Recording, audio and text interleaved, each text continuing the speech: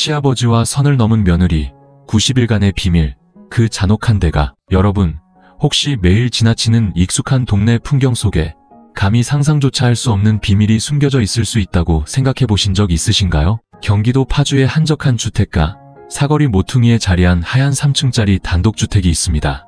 겉보기에는 평온하고 단정하기 그지없는 이 집이 불과 몇 달 전 온 동네를 충격과 경악으로 몰아넣었던 한 가족 비극의 무대였다는 사실을 아는 사람은 이제 많지 않습니다. 한밤중 가장 친한 친구에게도 차마 전부를 털어놓지 못하고 쉬쉬하며 나누어야 했던 이야기.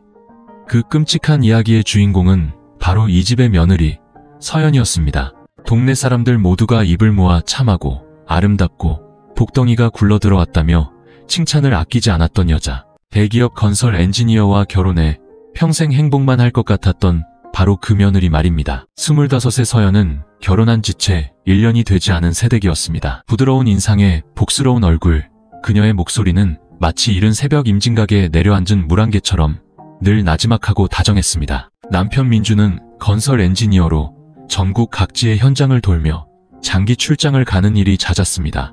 신혼여행을 다녀온 직후 그들은 시부모님을 모시고 함께 살기 위해 이 3층 집에 터를 잡았죠. 하지만 시어머니는 서연이 시집오기 몇 해 전 이미 암으로 세상을 떠난 뒤였습니다. 넓은 집에는 오직 며느리 서연과 시아버지 박진우, 단 두 사람만이 남게 되었습니다. 박진우 씨는 예순을 바라보는 나이에 희끗희끗한 머리칼을 가진 남자였습니다. 꼿꼿한 허리에 과묵한 성격, 그리고 엄격하기로 소문난 사람이었죠. 그는 지역 명문고의 교장 선생님으로 정년보다 조금 일찍 퇴임한 후 아내가 떠난 집에서 스스로를 가두다시피 살고 있었습니다. 이웃들 눈에 비친 박 교장은 교편을 잡던 시절에 고든 자처럼 단단하고 원칙적인 사람이었습니다.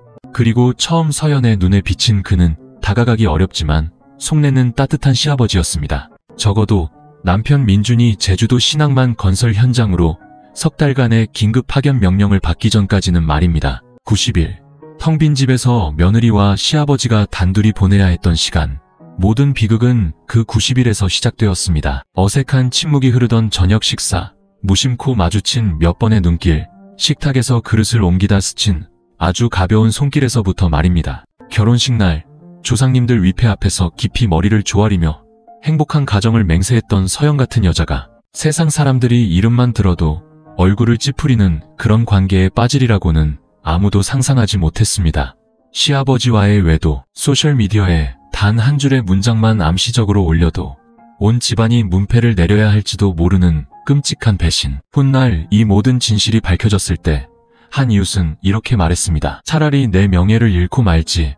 한 집에서 그 두 사람이 함께 있는 모습은 상상조차 하기 싫어. 90일간 완벽하게 숨겨졌던 이 비밀은 어느 날 밤 자정에 걸려온 한 통의 전화, 1분도 채 되지 않는 짧은 동영상 클립 하나, 그리고 남편의 싸늘한 한마디에 의해 산산조각 났습니다.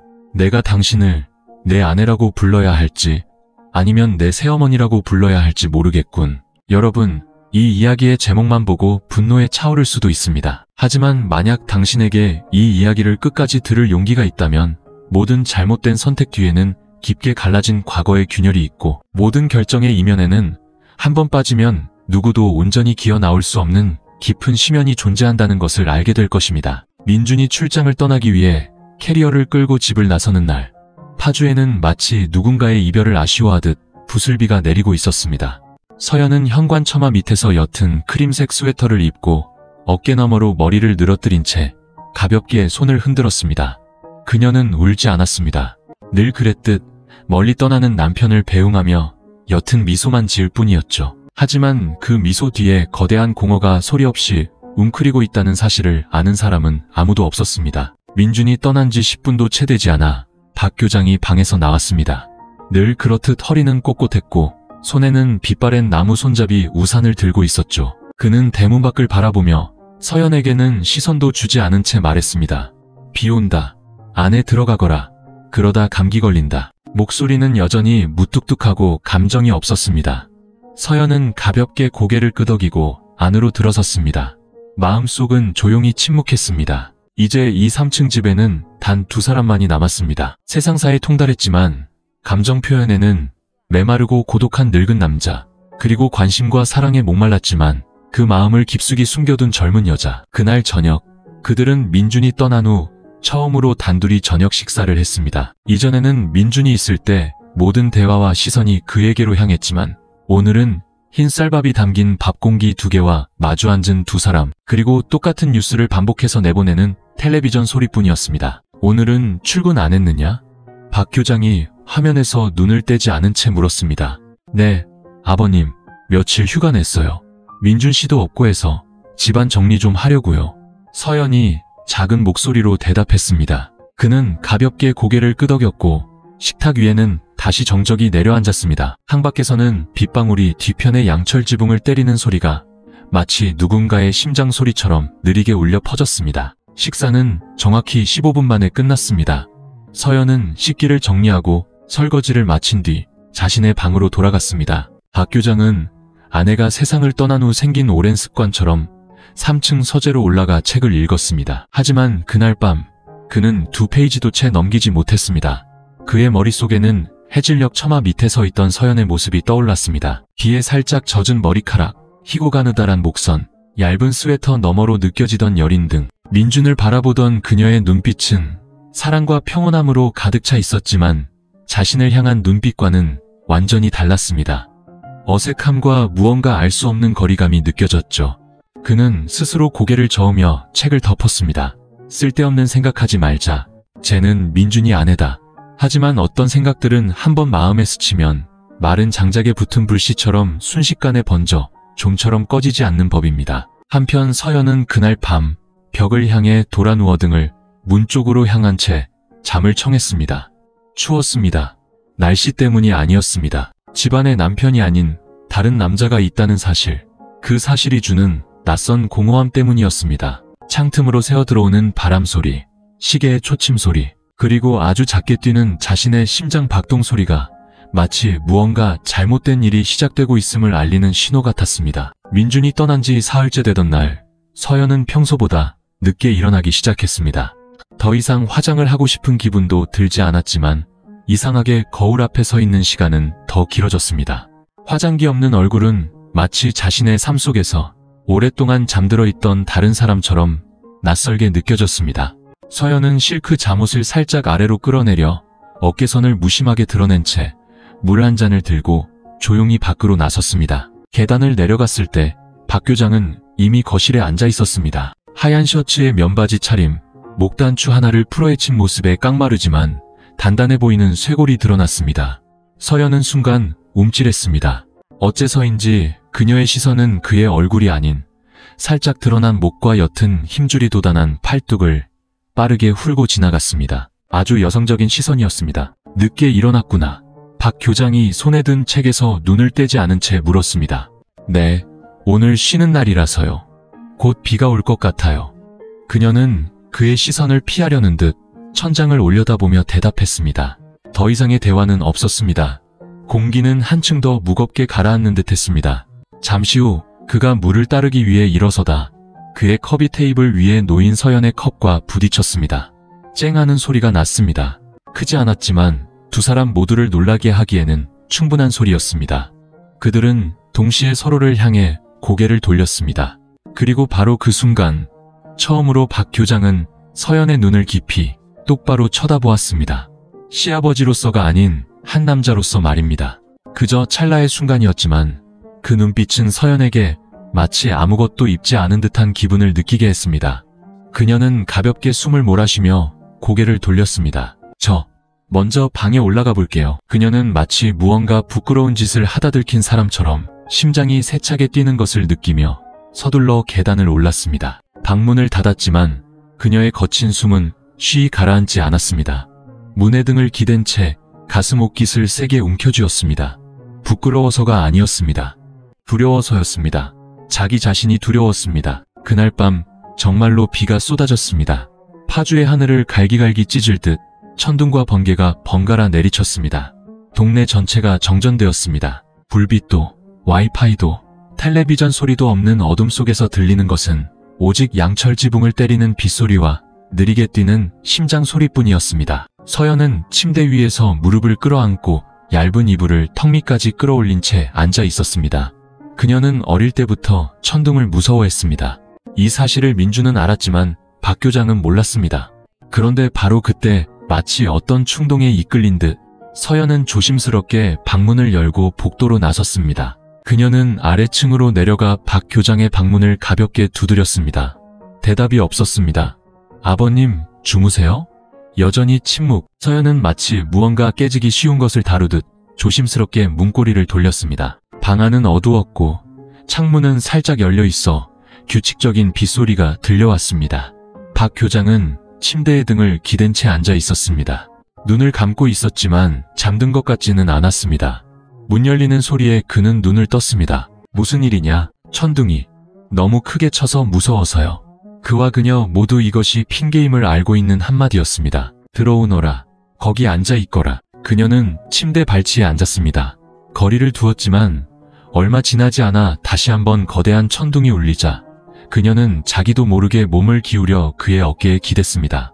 그녀의 손은 마치 무언가에 매달리듯 그의 셔츠 자락을 가볍게 움켜쥐었습니다. 박 교장은 몇 초간 몸이 굳었지만 이내 천천히 팔을 들어 그녀의 어깨를 감쌌습니다. 아버지가 딸을 안아주듯 한 행동이 아니었습니다. 그 순간 두 사람 모두 도덕이라는 경계선이 위태롭게 흔들리고 있음을 알았습니다. 서연은 손을 빼지 않았고 박 교장도 팔을 풀지 않았습니다. 밖에서는 비가 억수같이 쏟아졌고 방 안에서는 아무도 말을 하지 않았지만 온 세상이 막 형성되기 시작한 죄악의 편으로 기울어지는 듯 했습니다. 급이 오는 밤 이후 집안의 누구도 서연이 시아버지의 방에 갔던 일에 대해 언급하지 않았습니다. 그녀는 감히 입을 열 수 없었고 그 역시 그러고 싶지 않았습니다. 하지만 그녀의 어깨가 그의 어깨에 기댄 순간부터 그의 손이 그녀의 등에 닿은 순간부터 모든 것이 달라졌습니다. 다음 날 아침 박 교장은 평소처럼 일찍 일어났습니다. 그는 차를 우려내며 찻잔을 하나가 아닌 두 개를 놓았습니다. 서연이 머리를 풀어헤친 채 단순한 티셔츠와 면바지 차림으로 계단을 내려왔습니다. 하지만 오늘 박 교장의 시선은 더 이상 이전처럼 무심하지 않았습니다. 더 길고 더 무겁고 더 진실했습니다. 일어났느냐? 아침 먹어라. 죽 끓여놨다. 그는 여전히 차를 따르면서 어젯밤 아무 일도 없었다는 듯 부드러운 목소리로 말했습니다. 네.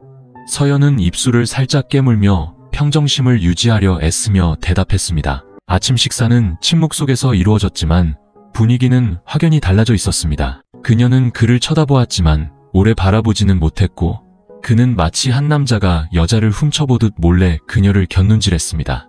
며느리가 된 지 1년, 서연은 처음으로 자신이 그의 아들의 아내가 아닌 한 명의 여자로 보여지고 있다는 느낌을 받았습니다. 혐오감을 느껴야 했습니다. 그녀는 그것을 알고 있었습니다. 하지만 대신 그녀는 혼란스러움을 느꼈습니다. 그녀가 2층으로 올라가다 마지막 계단에서 멈춰서서 고개를 돌렸습니다. 박 교장은 여전히 식탁에 앉아 그녀를 따라 시선을 옮기고 있었습니다. 두 사람의 시선이 두 번째로 마주쳤고 이번에는 아무도 피하지 않았습니다. 그날 오후 햇볕이 따가웠습니다. 서연은 집 뒤편 빨랫줄에 옷을 널고 있었습니다. 그녀는 나무 의자 위에 서서 빨랫줄에 옷을 걸기 위해 팔을 뻗었습니다. 집에서 입는 원피스는 어깨가 살짝 내려가 한쪽의 하얀 어깨를 드러내고 있었습니다. 그녀가 의도한 것은 아니었지만 평소처럼 가리려고 하지도 않았습니다. 3층의 창문이 살짝 열려 있었고 박 교장은 커튼 뒤에서 아래를 내려다보고 있었습니다. 그는 서연의 몸이 만들어내는 모든 곡선, 그녀가 몸을 기울이는 모든 순간, 그녀의 등을 따라 흐르는 땀방울 하나하나까지 모두 보았습니다. 그는 고개를 돌려야 했습니다. 창문을 닫아야 했습니다. 하지만 그러지 않았습니다. 그는 마치 오랫동안 굶주린 사람이 처음으로 날고기를 본 것처럼 서서 바라보았습니다. 그리고 그는 꿈을 꾸기 시작했습니다. 그날 밤 박 교장은 서연이 자신의 방으로 안개처럼 가볍게 들어와 마치 그것이 당연하다는 듯이 옷을 한 겹 한 겹 벗는 꿈을 꾸었습니다. 꿈에서 깨어났을 때 그의 등은 땀으로 흠뻑 젖어 있었습니다. 하지만 그를 더 소름 끼치게 만든 것은 그가 죄책감을 느끼지 않는다는 사실이었습니다. 한편 서연은 그날 이후로 집에서 더 자주 원피스를 입기 시작했습니다. 립스틱은 바르지 않았지만 지나가는 사람이 겨우 맡을 수 있을 정도로 옅은 향수를 뿌렸습니다. 그녀는 말을 많이 하지는 않았지만 그를 지나칠 때마다 향기를 남겼습니다. 한 번은 그녀가 부엌에서 바닥을 닦기 위해 쪼그려 앉았을 때 원피스 뒤트임이 살짝 벌어져 하얀 허벅지가 거의 다 드러났습니다. 박 교장은 무심코 지나가다 1초간 멈춰섰습니다. 그 1초는 그의 시선이 봐서는 안 될 곳으로 미끄러져 내려가기에 충분한 시간이었습니다. 그리고 서연, 그녀는 알고 있었습니다. 그녀는 분명히 알고 있었고 일어나지도 서둘러 가리지도 않았습니다. 그녀는 그저 침묵하며 그가 보도록 내버려 두었습니다. 저녁 식사 후 두 사람은 거실에 함께 앉아 있었습니다. 텔레비전에서는 뉴스가 나왔지만 아무도 보고 있지 않았습니다.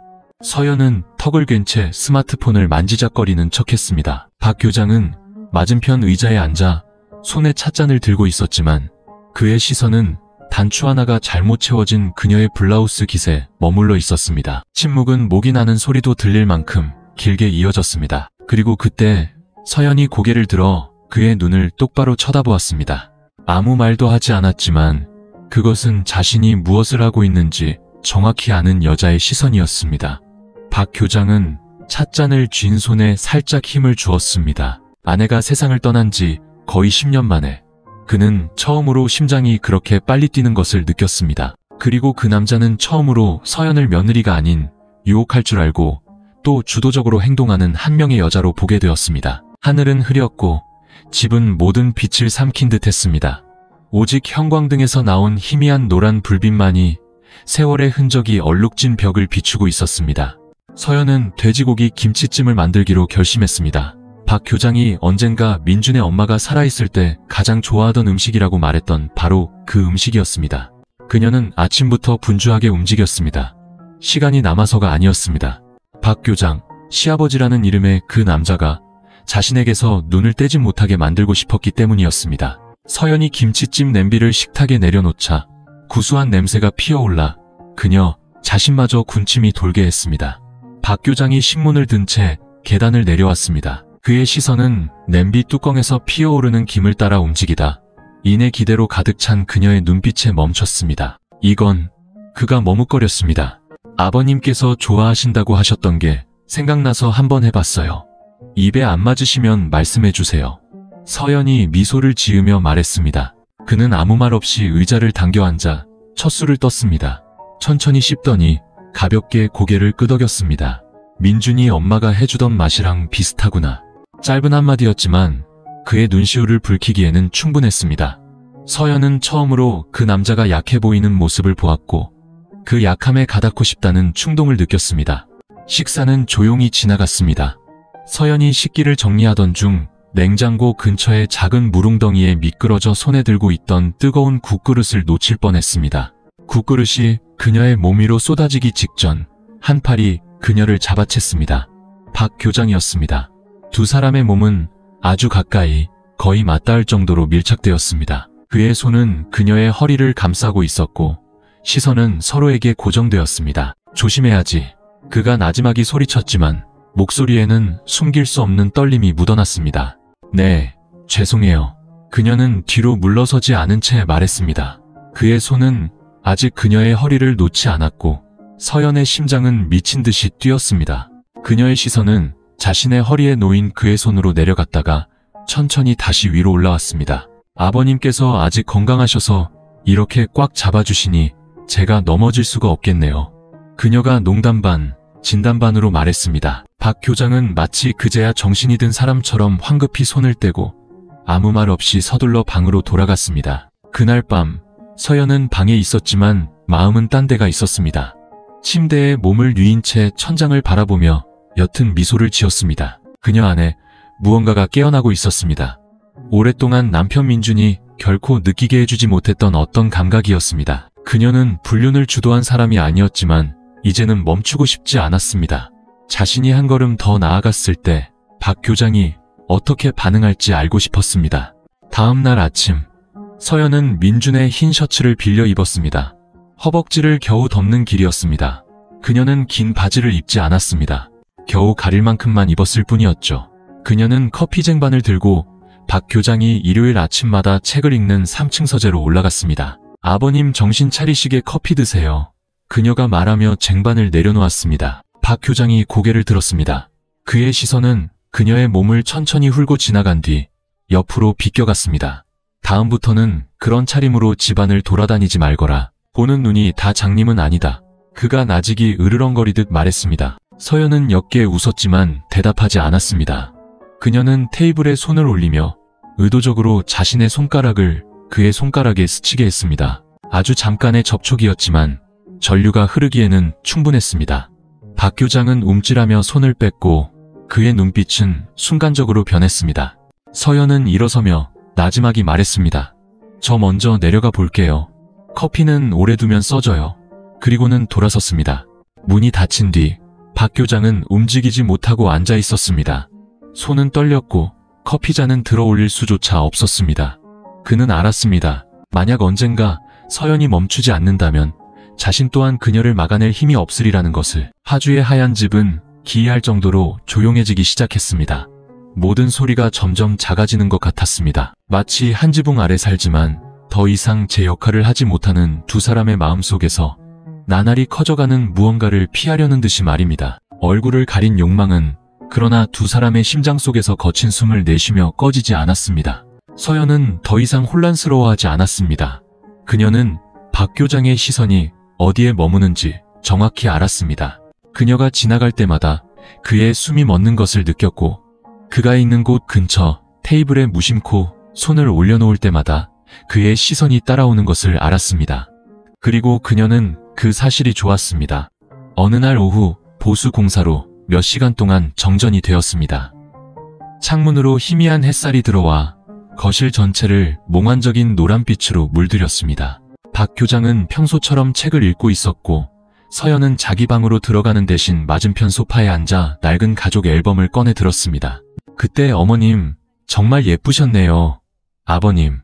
그녀가 흑백 결혼사진의 시선을 고정한 채 입을 열었습니다. 그래, 예뻤지.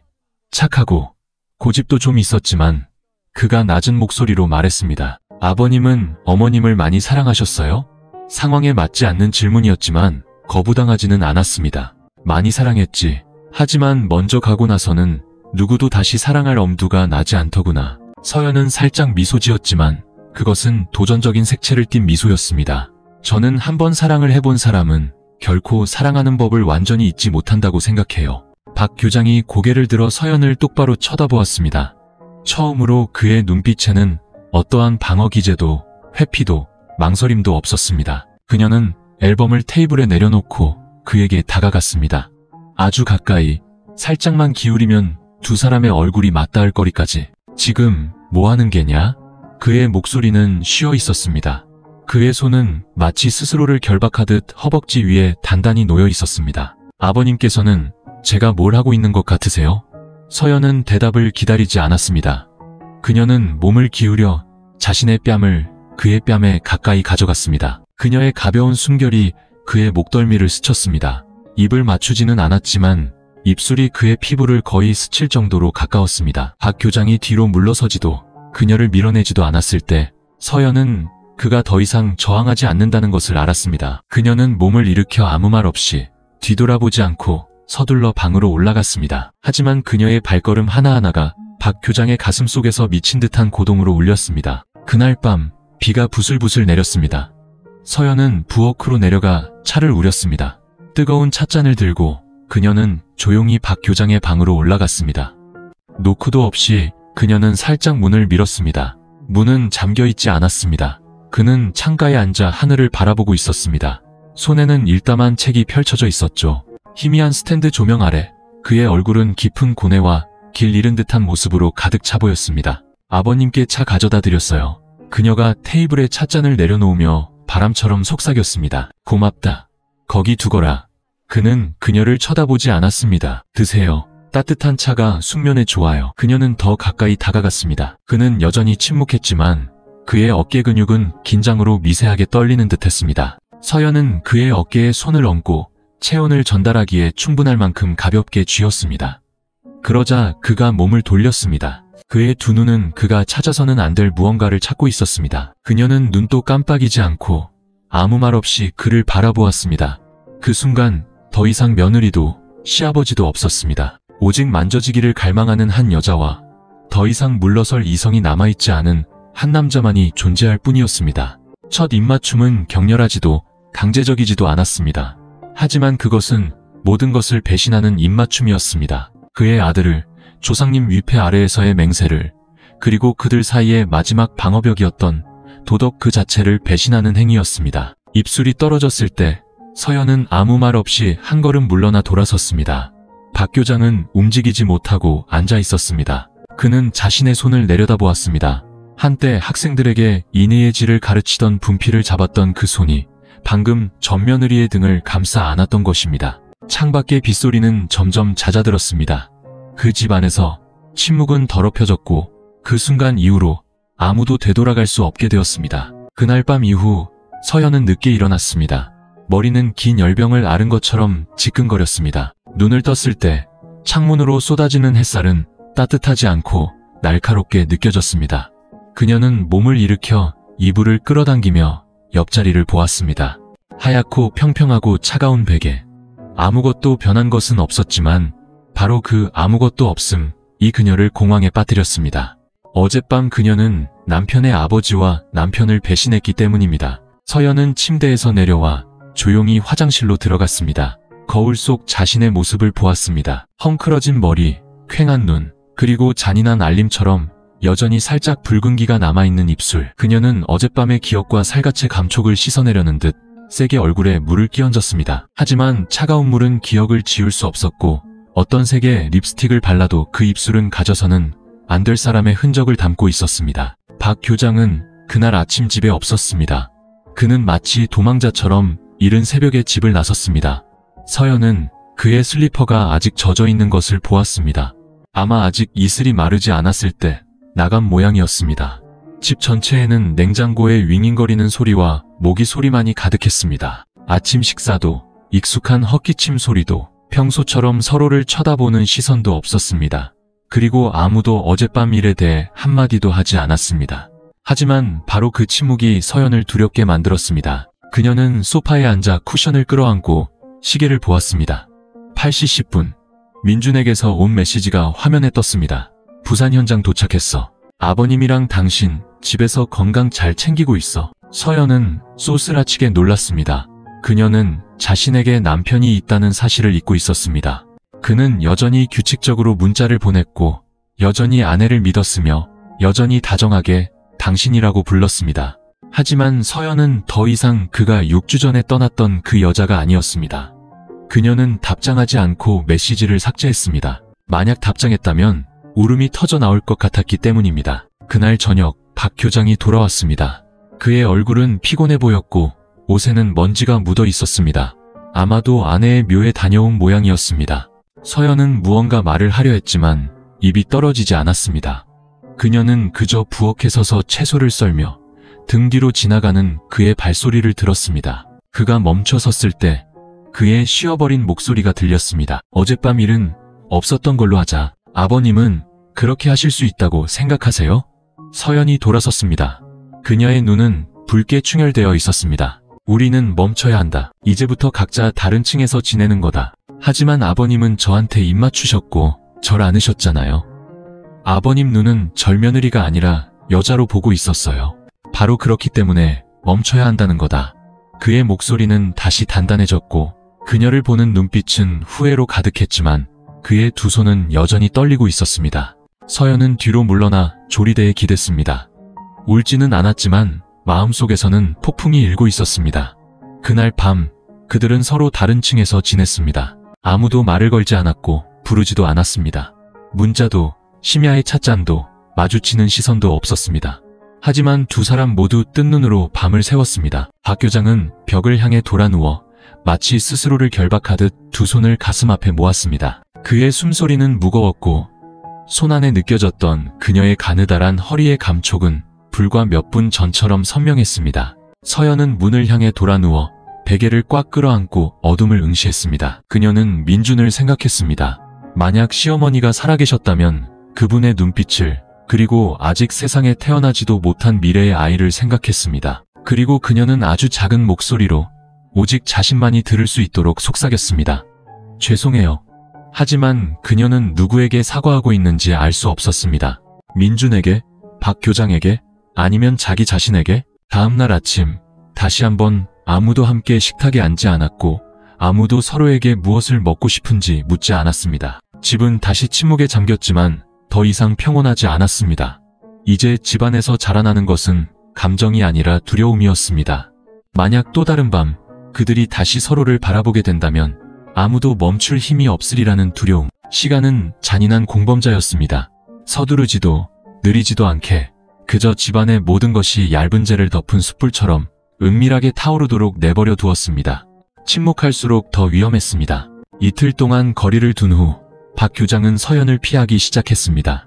그는 더 일찍 일어나고 더 빨리 식사하고 밤구시 전에 방으로 들어갔습니다. 서연은 유령처럼 조용히 집안을 오갔습니다. 밥을 하고 빨래를 하고 말도 웃음도 없이. 하지만 그들의 눈은 거짓말을 할 수 없었습니다. 계단에서 우연히 마주칠 때마다 박 교장의 시선은 늘 피했지만 서연은 그저 조용히 바라볼 뿐이었습니다. 책망도 강요도 없이 마치 기다리는 사람처럼 그가 언젠가 멈춰서서 마주보고 고백하고 자신이 그녀를 사랑하게 되었다는 그 숨막히는 죄스러운 사랑을 인정하기를. 세 번째 날 저녁 파주에는 다시 부슬비가 내렸습니다. 서연은 시장에 들러 채소를 사서 돌아왔습니다. 얇은 비옷을 입은 그녀는 거의 다 젖은 채로 집 안으로 들어섰습니다.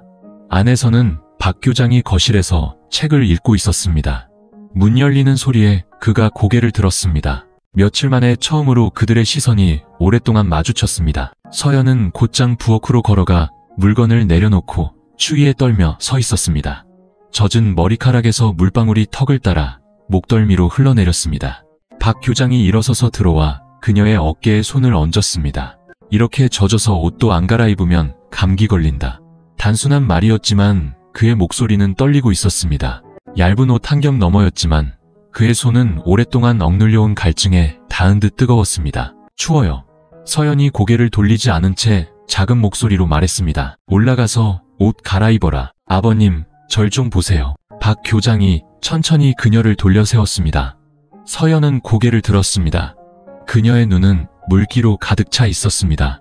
비 때문일 수도 눈물 때문일 수도 있었습니다. 그날 밤이 실수가 아니었다면 왜 아버님은 지금까지 저를 똑바로 마주보지 못하세요? 만약 마주본다면 내가 돌이킬 수 없는 짓을 저지를까봐 두렵기 때문이다. 그럼 이제 더는 두렵지 않으세요? 침묵. 그녀는 한 걸음 다가섰습니다. 이제 그들 사이의 거리는 팔 하나도 채 되지 않았습니다. 저는 이제 두렵지 않아요. 그 말이 끝나자마자 서연은 그의 가슴에 손을 얹었습니다. 여전히 불규칙하게 뛰고 있는 심장이 느껴졌습니다. 그녀의 입술이 그의 턱에 가볍게 닿았습니다. 초대이자 마지막 시험과도 같은 행위였습니다. 그리고 이번에 박 교장은 물러서지 않았습니다. 그의 팔이 그녀의 허리를 감싸 안고 더 가까이 끌어당겼습니다. 두 번째 입맞춤은 더 이상 몰래하는 것도 탐색하는 것도 아니었습니다. 그것은 수많은 밤을 지새우며 스스로에게 사랑을 금지했던 억눌리고 억눌렸던 갈망의 폭발이었습니다. 그날 밤 거실에는 더 이상 빗소리가 들리지 않았습니다. 오직 거친 숨소리, 옷감이 스치는 소리, 그리고 어떤 이유로도 더 이상 가릴 수 없는 짓밟힌 경계와 무너진 도덕의 소리만이 가득했습니다. 그것은 더 이상 우연도 실수도 아니었습니다. 명백한 의도였습니다. 그 후 서연은 소파에 누워 그의 허벅지를 베고 있었습니다. 그의 손이 마치 그녀가 자신의 연인이라도 되는 듯 부드럽게 그녀의 머리카락을 쓰다듬었습니다. 시어머니가 아니라 후회하지 않니? 그가 처음으로 너라는 호칭을 쓰며 물었습니다. 후회는 내일의 몫이에요. 오늘은 더 이상 외롭고 싶지 않아요. 그 말은 낭만적이지도 아름답지도 않았습니다. 그것은 단지 사람이 사랑에 굶주렸을 때 도덕마저 짓밟을 수 있다는 잔인한 진실일 뿐이었습니다. 하지만 서연은 알지 못했습니다. 바로 그 순간 2층에 있던 민준의 전화기가 반짝 빛났다는 것을. 그가 출장을 가기 전 보안을 위해 천장에 설치해 두었던 작은 홈캠이 방금 3분 27초짜리 동영상을 클라우드로 전송했다는 사실을. 그 영상에는 두 사람의 숨소리와 속삭임, 그리고 그가 가족이라고 믿었던 두 사람의 선명한 모습이 고스란히 담겨 있었습니다. 민준은 제주의 호텔방에 앉아 있었습니다. 천장에 비친 불빛은 희미한 얼룩처럼 보였습니다. 시계는 밤 10시 17분을 가리키고 있었습니다. 그는 막 일본 파트너와의 회의를 마치고 쉬려던 참이었습니다. 그때 전화기가 울렸습니다. 가정용 보안 앱에서 온 알림이었습니다. 거실 카메라, 비정상적인 움직임 감지. 민주는 처음에는 대수롭지 않게 여겼습니다. 그는 신혼 초 집을 비울 때를 대비해 거실 구석에 작은 카메라를 설치했었습니다. 출장을 온 후로는 가족을 믿었기에 거의 열어보지 않았습니다. 그러다 3분 27초 분량의 영상이 클라우드에 저장되었습니다. 라는 알림을 보고서야 그는 아무 생각 없이 아무런 예방도 감정의 준비도 없이 앱을 열었습니다. 화면에는 익숙한 풍경이 나타났습니다. 집 거실, 회색 소파, 바람에 흔들리는 커튼. 그리고 그 순간 민주는 숨이 멎었습니다. 그는 자신의 아내 서연을 보았습니다. 불과 60일 전에 작별의 키스를 나누었던 바로 그 아내. 하지만 그녀는 혼자가 아니었습니다. 화면에는 그녀가 그의 아버지의 무릎을 베고 누워있는 선명한 모습이 보였습니다. 아버지의 손은 그녀의 머리카락을 쓰다듬고 있었고 그녀는 마치 연인 곁에 있는 것처럼 부드러운 눈빛으로 미소 짓고 있었습니다. 그리고 아무런 배경음악도 흐릿한 효과도 없이 그들은 입을 맞추었습니다. 스쳐 지나가는 키스가 아니었습니다. 깊고 느리고 갈망에 찬 키스였습니다. 마치 오랫동안 억눌러왔던 것을 터뜨리는 것처럼 화면이 꺼졌습니다. 민주는 충전기를 뽑지도 소리를 지르지도 전화기를 던지지도 않았습니다. 그는 의자에 등을 기댄 채 멍하니 앉아 있었습니다. 심장은 뛰었지만 더 이상 정상적인 박자가 아니었습니다. 머릿속에서 망치 소리가 울리는 것 같았습니다. 아니야, 그럴 리가 없어. 저건 우리 아빠와 내 아내가 아니야. 하지만 진실은 사람이 믿고 싶어 하는지 아닌지에 관심이 없었습니다. 그저 거기 떡 버티고 서서 믿음이라는 것을 조금씩 소리 없이 죽여갈 뿐이었습니다. 민주는 전화하지 않았습니다. 문자도 보내지 않았습니다. 아내에게 밥은 먹었는지, 아버지에게는 일찍 주무시는지 묻지 않았습니다. 그는 마치 자신이 이미 죽은 사람인 것처럼 침묵했습니다. 사흘 후 민준이 집에 돌아왔습니다. 서연이 문을 열었을 때 그녀의 손에는 아직 밀가루가 묻어 있었습니다. 그가 가장 좋아하는 빵을 만들고 있었던 것입니다. 그녀의 눈이 반짝 빛나고 부드러운 미소가 번졌습니다. 어머, 당신 온다고 미리 말도 안 하고. 민주는 대답하지 않았습니다. 그는 곧장 집으로 들어가 캐리어를 끌고 방으로 올라갔습니다. 박 교장도 절에서 막 돌아온 참이었습니다. 손에는 향한줌을 들고 아들을 보고 놀란 표정을 지었습니다. 왔느냐? 민주는 아버지를 오랫동안 바라보았습니다. 비정상적일 정도로 침착한 시선이었습니다. 네, 아주 딱 맞춰서 왔네요. 박 교장은 말을 잇지 못했고 뒤에 서 있던 서연은 무언가 잘못되었음을 직감했습니다. 민주는 가방을 내려놓고 전화기를 꺼내 그 영상을 다시 틀었습니다. 확대하지도 아무 말도 하지 않은 채 그는 그저 두 사람이 볼 수 있도록 화면을 그들 쪽으로 돌렸습니다. 거실은 죽음과 같은 정적에 휩싸였습니다. 시계 초침 소리, 덜 잠긴 수도꼭지에서 떨어지는 물방울 소리, 그리고 영상 속 주인공들의 거친 숨소리만이 들렸습니다. 영상이 끝나자 민준이 고개를 들었습니다. 그의 목소리는 낮았지만 한 글자 한 글자가 분명했습니다. 설명하고 싶은 말 있습니까, 서연 씨? 서연은 무너져 내릴 것 같았습니다. 그녀는 입술을 떨며 더듬거렸습니다. 나는 미안해요. 그건 그냥이라고 말하지 마. 민준이 말을 끊었습니다. 그의 눈은 핏발이 서 있었습니다. 당신과 아버지가 이 집을 배신의 소굴로 만들었으니까. 박 교장이 무언가 말하려 했지만 민준이 손을 들어 막았습니다. 아버지, 제발 아무 말씀도 하지 마세요. 잠시 후 그는 믿을 수 없을 만큼 차가운 눈빛으로 서연을 보았습니다. 가장 최악이 뭔지 알아? 당신이 바람을 피웠다는 사실이 아니야. 당신이 바람 피울 상대로 당신이 아버님이라고 부르던 바로 그 사람을 골랐다는 거야. 민주는 2층으로 올라갔습니다. 문을 세게 닫지도 욕을 하지도 않았습니다. 하지만 그 순간부터 그 집은 완전히 균열이 가고 말았습니다. 서연은 바닥에 주저앉았습니다.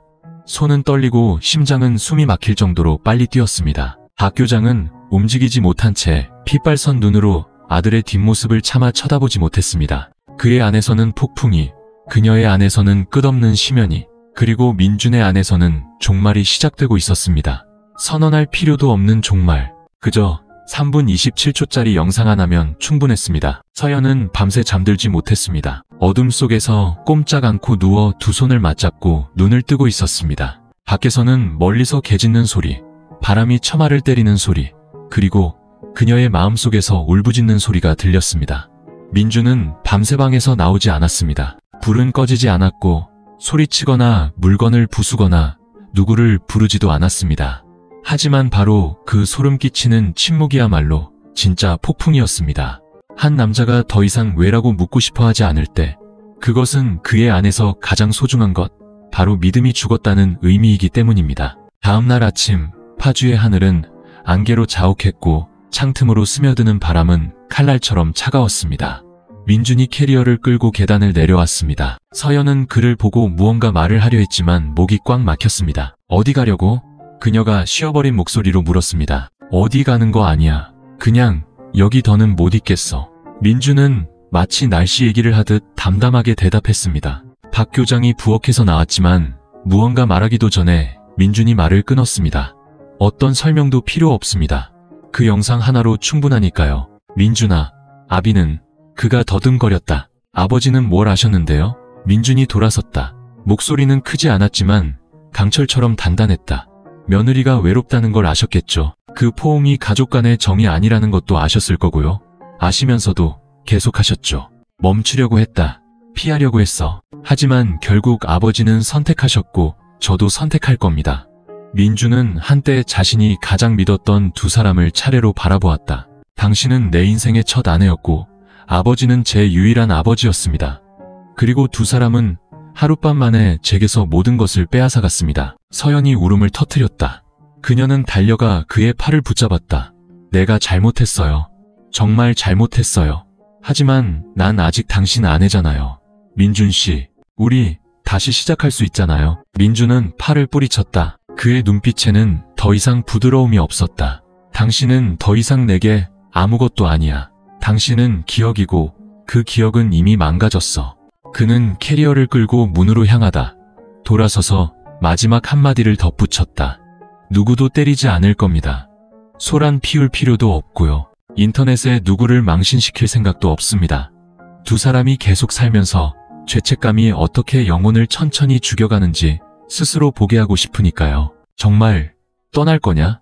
박 교장이 핏발선 눈으로 물었다. 아니요, 살 겁니다. 하지만 이 지붕 아래서는 아닙니다. 이런 사람들과는 아닙니다. 이 모든 일이 일어난 후에는 절대로. 민주는 뒤도 돌아보지 않고 떠났다.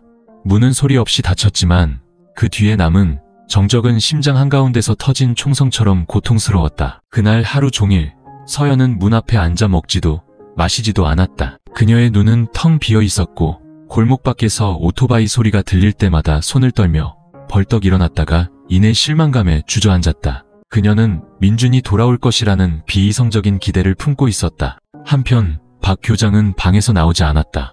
그는 세상을 떠난 아내의 위패 앞에 앉아 떨리는 손으로 향을 피웠다.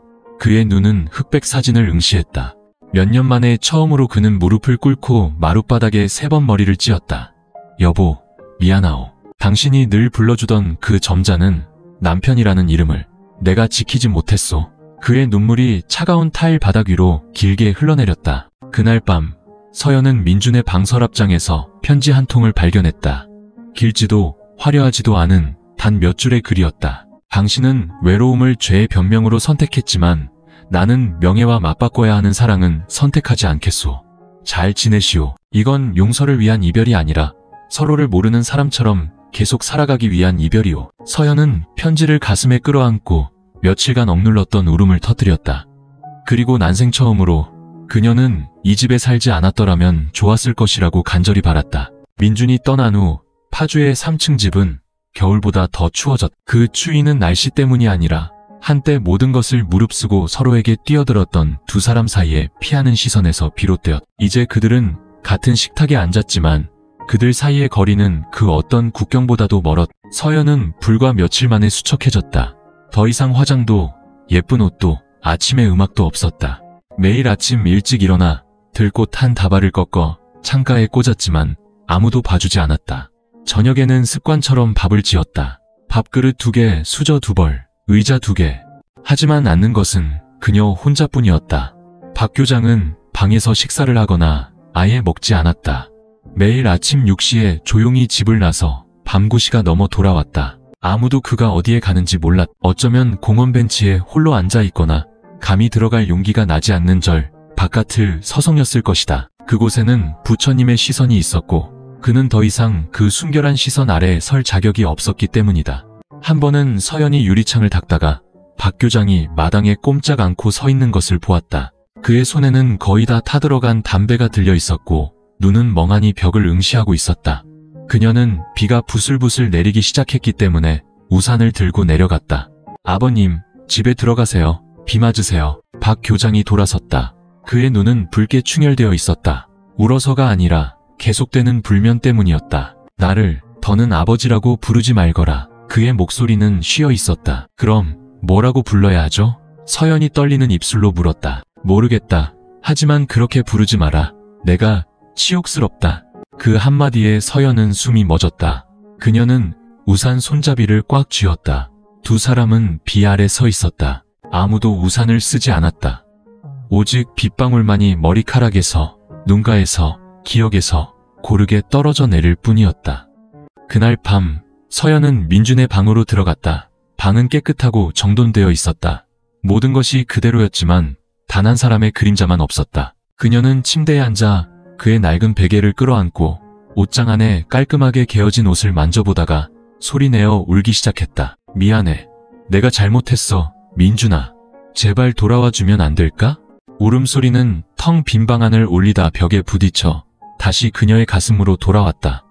아무도 대답하지 않았다. 그녀가 부르던 그 사람은 이미 그녀의 세상에서 영원히 사라졌기 때문이다. 건너편 방, 박 교장은 아내의 위패 앞에 앉아 염주를 돌리고 있었지만 입으로는 경을 외우지 않았다. 그는 부처님이든 하나님이든 자신을 용서하지 않으리라는 것을 알았기 때문이다. 그의 아내는 평생 남편과 자식밖에 모르던 정숙한 여자였다. 그녀는 50살도 되기 전에 암으로 세상을 떠났다. 그때 그는 맹세했다. 여보, 이제 다시는 누구도 사랑하지 않겠소. 평생 당신만 모시겠소. 그런데 단 한순간의 약한 마음, 처음에는 뿌리칠 수 있었던 포옹 한 번, 외면했어야 할 시선 한 번, 통제하지 못한 하룻밤 때문에 그는 그 맹세를 산산조각 내버렸다. 일주일 후 서연은 회사에 사직서를 냈다. 그녀는 일을 계속할 정신상태가 아니었다. 소문이 퍼지기 시작했다. 아무도 대놓고 말하지는 않았지만 모두가 알고 있었다. 글쎄, 남편이 현장을 덮쳤는데 때리지도 않고 그냥 가방 싸서 나갔다잖아. 쯧쯧, 분수껏 살 것이지. 시아버지랑 그렇고 그런 사이가 되다니. 낯짝도 없는 여자야. 시장에 갈 때마다 서연은 고개를 숙였고 길을 걸을 때마다 등 뒤에서 속삭이는 소리를 들었으며 매일 밤 세상을 향해 문을 걸어 잠갔다. 그녀는 한때 모범적인 아내이자 며느리였다. 이제 그녀는 동네 사람들의 모든 이야기 속에서 피해야 할 이름일 뿐이었다. 박 교장은 그 압박을 견디지 못했다. 그는 기와지붕이 낡아 허물어져가는 송추의 옛 시골집으로 돌아가기로 결심했다. 아무도 그를 배웅하지 않았다. 떠나기 전 그는 식탁 위에 쪽지 한 장을 남겼다. 이 집은 더 이상 집이 아니다. 나는 돌아오지 않을 것이다. 내가 죽었다고 생각해라. 서연은 쪽지를 읽고 찢어서 태워버렸다. 하지만 제 냄새는 사라지지 않고 그녀의 머리카락과 손, 그리고 그날 밤의 잠자리까지 스며들었다. 그날 이후로 파주의 3층 집은 아무도 머물지 않는 곳이 되었다. 사람들은 그곳을 빈집이라 불렀지만 서연은 그곳이 실수들의 무덤이라는 것을 알았다. 2주 후, 박 교장이 떠난 후에도 3층 집은 매일 밤 불이 켜져 있었지만 아무도 찾아오지 않았고 아무도 들어오지 않았다. 오직 서연만이 자신의 삶 속에서 길을 잃은 채 유령처럼 오갈 뿐이었다. 처음에는 그녀도 꼬박꼬박 밥을 짓고 빨래를 하고 청소를 했다. 마치 민준이 잠시 멀리 떠났다가 언제든 돌아올 것처럼. 하지만 열흘째 되던 날부터 그녀는 아침과 저녁을 구분하지 못하게 되었다. 알람이 울려도 그녀는 방바닥에 누워 마치 수위처럼 새하얀 천장을 멍하니 바라볼 뿐이었다. 어느 날 서연은 시장에 계란과 채소, 그리고 흰 국화한 다발을 사러 갔다. 채소 가게 아주머니가 그녀를 안쓰럽게 쳐다보았다. 세댁, 요즘 왜 이렇게 말랐어? 무슨 일 있어? 그녀는 대답 없이 고개만 살짝 끄덕였지만 돌아설 때 그녀의 발걸음은 마치 손에 든 꽃다발이 천 근의 무게라도 되는 듯 휘청거렸다. 집에 돌아와 그녀는 꽃을 식탁에 꽂고 블루투스 스피커로 잔잔한 음악을 틀었다. 민준이 흥얼거리곤 하던 노래였다. 서로를 잃어버렸다면 그걸로 된 거야. 하지만 후렴구가 나오자 그녀는 더 이상 견딜 수 없었다. 그녀는 달려가 음악을 껐다. 탁 하는 소리가 총성처럼 울렸다. 그녀는 머리를 감싸쥐고 바닥에 주저앉아 거친 숨을 몰아쉬었다. 조용히 해. 제발 좀 조용히 해. 아무도 말하지 않았지만 그녀는 민준의 목소리, 시어머니의 목소리, 시아버지의 목소리, 그리고 그날 밤 자신의 목소리를 들었다. 모든 것이 머릿속에서 죽음의 교향곡처럼 울려 퍼졌다. 밤에 서연은 잠들지 못했다. 민준이 쓰던 베개를 꽉 끌어안고 옆으로 누웠다. 눈은 감았지만 머릿속은 조용하지 않았다. 꿈에서는 민준이 돌아와 무표정한 얼굴로 문 앞에 서 있기도 하고 박 교장이 계단에 앉아 슬프게 웃다가 연기처럼 사라지기도 했다. 그리고 한 번은 거울 앞에 선 자신을 보았는데 거울 속의 사람은 그녀가 아니었다. 헝클어진 머리, 움푹 팬 눈, 비뚤어진 입술을 한 다른 여자였다. 넌 누구야? 바로 너야? 거울 속에서 목소리가 답했다. 한꺼번에 두 남자를 배신한 더러운 년. 서연은 소리를 지르며 벌떡 일어났다. 땀으로 흠뻑 젖었지만 방은 여전히 어두웠고 거울은 비어 있었으며 그녀의 심장은 여전히 가슴을 부술듯이 뛰고 있었다. 그녀는 거울이, 발소리가, 전화벨 소리가, 심지어 자신의 목소리마저 두려워지기 시작했다. 그녀는 거실에 몇 시간이고 앉아 벽에 걸린 결혼사진을 멍하니 바라보았다. 사진을 내리고 싶었지만 그럴 용기가 없었다. 내린다는 것은 모든 것이 완전히 끝났음을 인정하는 것이었고 그대로 두 잔이 지나갈 때마다 사진 속 누군가가 절망적인 눈빛으로 그녀를 쳐다보는 것 같았다. 어느 날 오후 서연은 집 근처 강가로 하염없이 걸어갔다. 하늘은 흐리고 바람은 차가웠다. 그녀는 쇠 난간 앞에 서서 탁한 강물을 내려다보았다. 만약 내가 여기서 뛰어내리면 누군가는 용서해줄까? 대답 없는 질문이었다. 바람이 세차게 불어 옷자락이 펄럭이고 머리카락이 흩날렸다. 눈물이 흘러내렸다. 후회 때문이 아니었다. 남은 인생을 어떻게 살아야 할지 막막해서였다. 그녀는 뒤로 물러섰다. 뛰어내리지 않았다. 삶이 아까워서가 아니라 죽는다고 해서 용서받을 수 있을지 확신할 수 없었기 때문이다. 그날 밤 그녀는 집에 돌아와 머리카락을 잘랐다. 스스로 거울도 없이 되는 대로 그저 낡고 오래된 모든 것이 사라지기만을 바랐다. 머리카락이 바닥으로 떨어지는 것이 마치 그녀가 잘라내는 죄악 같았다. 하지만 머리를 자를수록 머리는 가벼워졌지만 마음은 더욱 무거워졌다. 일주일 후 그녀는 이웃에게서 소식을 들었다. 박 교장이 시골 장터에서 쓰러져 병원에 입원했다는 것이었다. 고혈압의 심장박동 이상으로 며칠 입원해야 한다고 했다. 서연은 가고 싶었지만 손에 가방을 들 힘도 문 밖으로 나설 힘도 없었다. 그녀는 두려웠다. 그 남자를 다시 마주 보는 것이 두려웠다. 만약 다시 만나면 자신에게 여전히 감정이 남아있음을 깨닫게 될까봐 두려웠다. 그렇다면 이 죄는 결코 끝이 없을 것이었다. 서연은 마룻바닥에 쓰러지듯 누워 민준의 낡은 셔츠를 끌어안았다. 비가 내렸다. 빗물이 양철 지붕 위로 고르게 떨어지는 소리가 들렸다. 그녀는 빗소리 속에서 조용히 말했다. 내가 잘못한 거 알아. 하지만 안다고 해서 뭘 할 수 있는데? 아무도 대답하지 않았다. 오직 빗소리만이 텅 빈 집에 사랑을 안다고 착각했지만 결국 배신과 고독밖에 알지 못했던 한 여자의 심장 위로 떨어지고 있을 뿐이었다. 송추굴립병원의 겨울은 요양원처럼 황량하고 쓸쓸했습니다.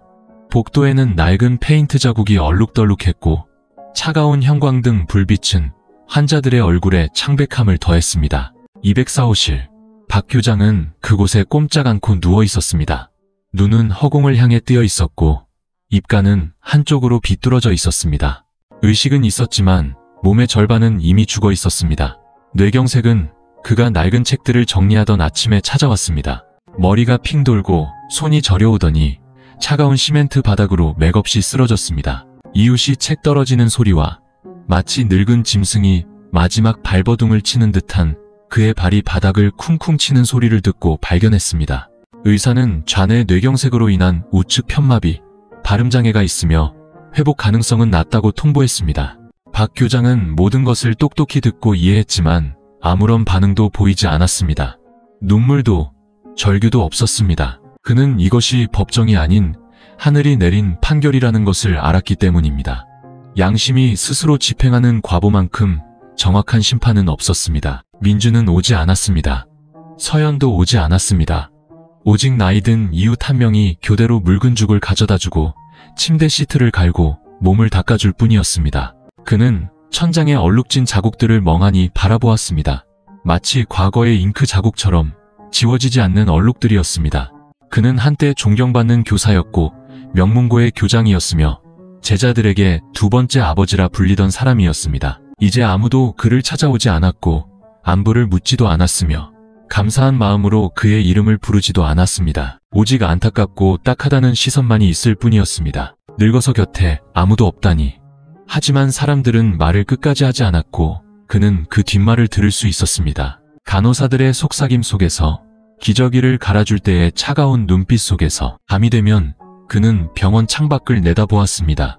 눈은 흐릿했지만 정신은 또렷했습니다. 기억 속에는 처음 부엌에 서서 하얀 앞치마를 두르고 국을 젓던 서연의 모습이 떠올랐다가 이내 비오는 밤 그녀의 어깨가 자신의 어깨에 기대던 모습으로 바뀌었습니다. 기억은 무딘 칼날 같았지만 심장의 한 조각 한 조각을 베어냈습니다. 네가 잘못한 거 알아. 그런데 왜 하룻밤만, 단 하룻밤만 더 일찍 멈추지 못했니? 그랬다면 네 인생 전부를 망치지는 않았을 텐데. 머릿속에서 그의 목소리가 스스로에게 말했습니다. 하지만 누구에게나 가장 약한 순간은 찾아오는 법입니다. 고독이 절정에 달했을 때 사람의 마음은 설령 그것이 폐륜일지라도 따뜻한 곳을 찾아 헤매게 마련입니다. 다음날 아침, 간호사가 시트를 갈러 들어왔습니다. 박 교장은 말을 할 수 없었지만 필사적으로 왼손을 들어 글씨를 쓰는 듯한 신용을 했습니다. 뭐 필요하세요, 어르신? 그는 책상을 가리키며 종이와 펜을 달라는 신호를 보냈습니다.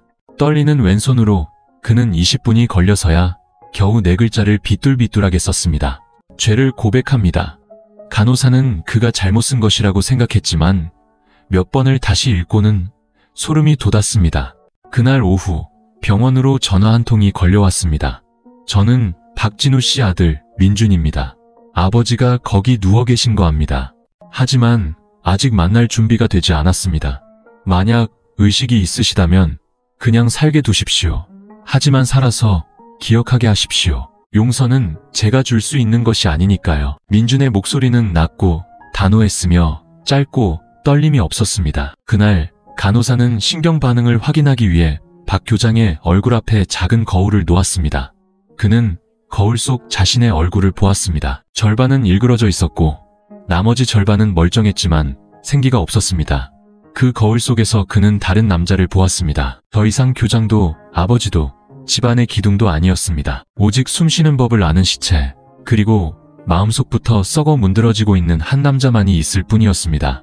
그리고 그것이야말로 가장 끔찍한 형벌이었습니다. 아무도 그를 때리지 않았고 가두지도 않았으며 심판하지도 않았습니다. 오직 그 자신만이 누구도 지워줄 수 없는 기억 속에 매일 스스로를 매장하고 있을 뿐이었습니다. 서연은 민준의 낡은 방, 한때 보금자리였으나 이제는 감정의 감옥이 된 곳에 앉아 있었습니다. 창문으로 들어온 빛이 얼룩진 나무 책상 위에 놓인 새하얀 편지지를 비추었습니다. 그녀는 거의 1시간 동안 그곳에 앉아 있었습니다.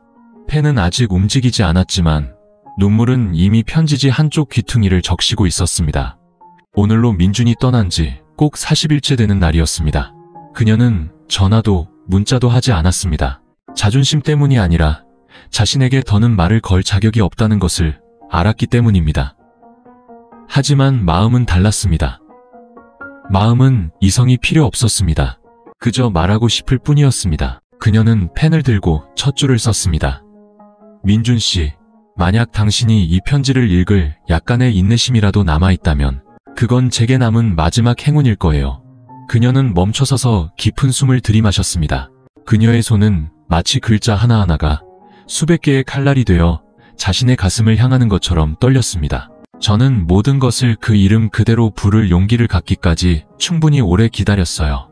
더 이상 실수도 우연도 아니에요. 저는 당신을 배신했어요. 그리고 더 최악인 것은 당신이 가장 믿었던 사람과 함께 당신을 배신했다는 사실이에요. 그녀는 마치 자기 자신을 해부하듯 써내려갔습니다.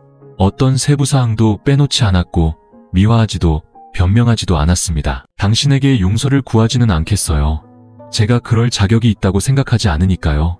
하지만 당신이 알아줬으면 해요. 제가 한때 진실한 감정이라고 생각했던 그것이 실은 제 자신의 외로움과 나약함을 위한 비겁한 변명에 불과했다는 것을요. 펜촉이 문장 중간에서 멎었습니다. 서연은 울음을 터뜨렸습니다. 책상 위로 몸을 숙여 눈물이 편지지 위로 바로 떨어지게 내버려 두었습니다. 머릿속에서 한 목소리가 울렸습니다.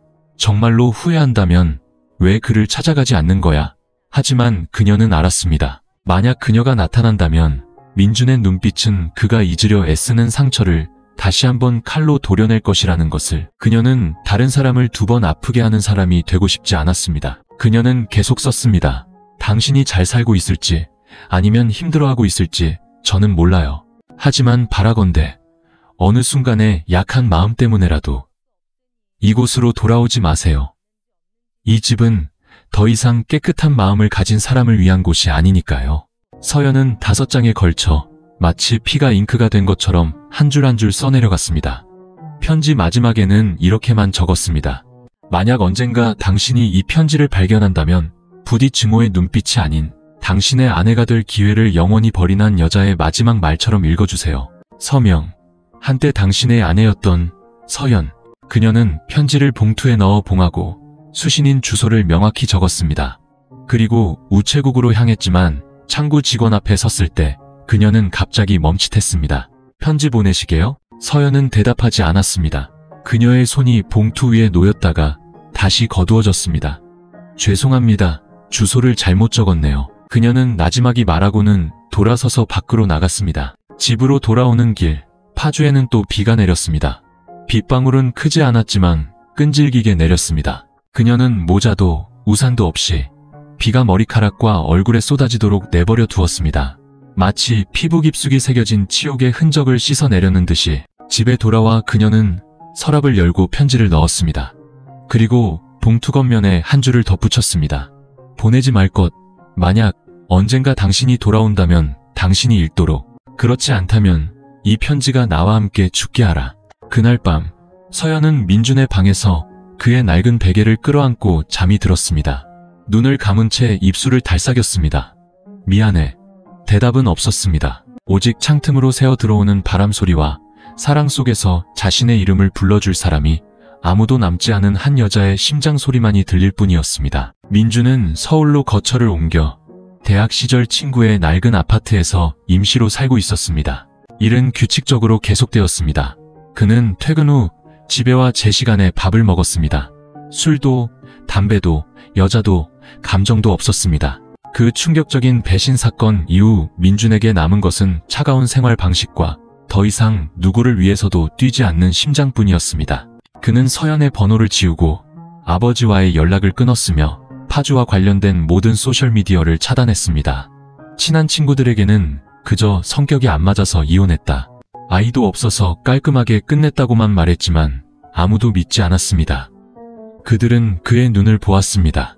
한때 따뜻했던 눈빛이 이제는 늘 안개가 낀 것처럼 흐릿했습니다.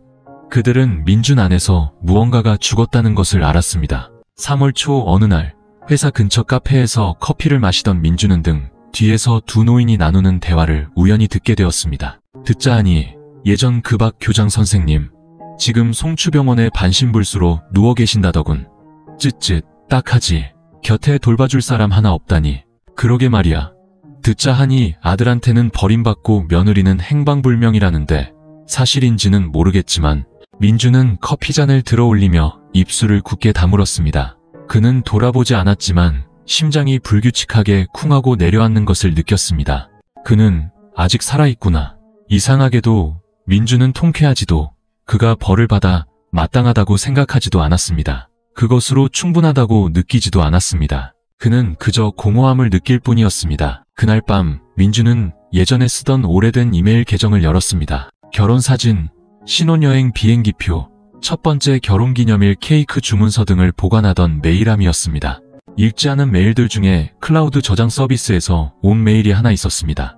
20XX 년 11월 12일 카메라 자동 녹화 영상 3분 27초. 이 성공적으로 업로드되었습니다. 바로 그 영상이었습니다. 민주는 삭제하려 했지만 손가락이 멈칫했습니다. 그는 재생 버튼을 눌렀습니다. 낡은 장면, 희미한 조명, 회색 소파, 낮은 숨소리, 그리고 가벼운 신음. 화면은 얼굴을 명확히 보여주지 않았지만 그는 얼굴을 볼 필요가 없었습니다. 그저 그 소리, 그 숨소리 뒤의 침묵만으로도 그는 심장이 산산조각 났던 모든 순간을 다시 기억해낼 수 있었습니다. 그는 영상이 끝나기 전에 껐습니다. 그리고 책상에 얼굴을 파묻었습니다. 다음날 아침, 그는 보내지 않을 이메일을 썼습니다. 아버지, 살아계신 거 압니다. 하지만 아직 만날 준비가 안 됐습니다. 증오 때문이 아닙니다. 제가 두려워서입니다. 만약 마주보면 제가 또 약해질까봐 두렵습니다. 그는 이메일을 임시보관함에 저장하고 노트북을 덮었습니다. 일주일 후, 민주는 마트에서 우연히 서연의 언니를 만났습니다. 그녀는 놀라며 당황스러움과 연민이 섞인 눈빛으로 말했습니다. 민준 씨, 잘 지내요? 네, 그냥 살고 있습니다. 그가 희미하게 웃었다. 서연이, 요즘 많이 안 좋아요. 밥도 잘 못 먹고, 잠도 못 자고, 일도 그만뒀어요.